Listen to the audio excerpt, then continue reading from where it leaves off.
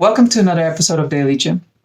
The last few days I've started realizing what kind of impact hesitation has on one's productivity and speed, and how speed of action is one of, if not the main and key driver in changing your circumstances and environment.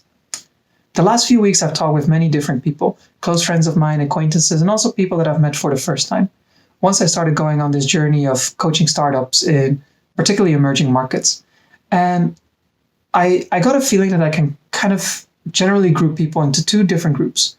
On the one hand, you've got the group of people that have figured everything out. Everything goes well with work, everything goes well in their personal life, and they're slowly working their way towards their ambitions, dreams, and goals.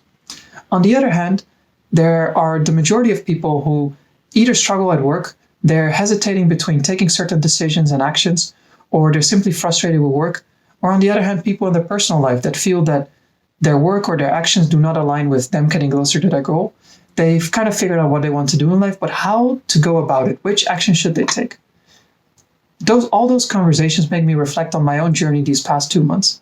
And I realize how, since I'm now fully dependent on myself, that if I don't move, if I don't take actions, I'm not going to get any closer to where I want to be.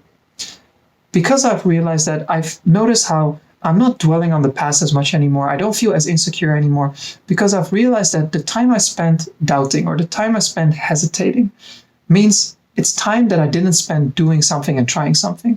Of course, thinking your process through, there's a merit to that. And you should observe and learn from other people who have gone before you and have done certain things a certain way.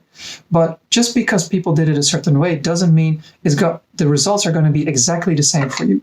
So what that means is that it's much better to try as many things as possible within a certain amount of time, rather than spending half your time thinking or doubting or hesitating what action you should take, and then finally only having half the time left to try maybe one or two things, whereas you could have tried 4 or 5 different things.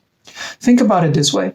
If you had tried 5 things, you would have noticed that maybe only one of them would have had a positive return on investment of your time. Which means that if you had taken 2 actions, you might have ended up taking 2 actions that didn't have any positive impact, which vastly reduces the potential for you to actually get closer to the goals and ambitions that you have set for yourself. So what I want to say in this video is that if you're still struggling, if you're still hesitating or doubting, try just to take the actions. Try to do all the things that you have in mind. Should I try A or B?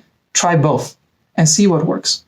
If you're still not sure about it, leave a comment below, send me a private message, let's set up a call, because I really want you to move and I really want you to make your dreams a reality.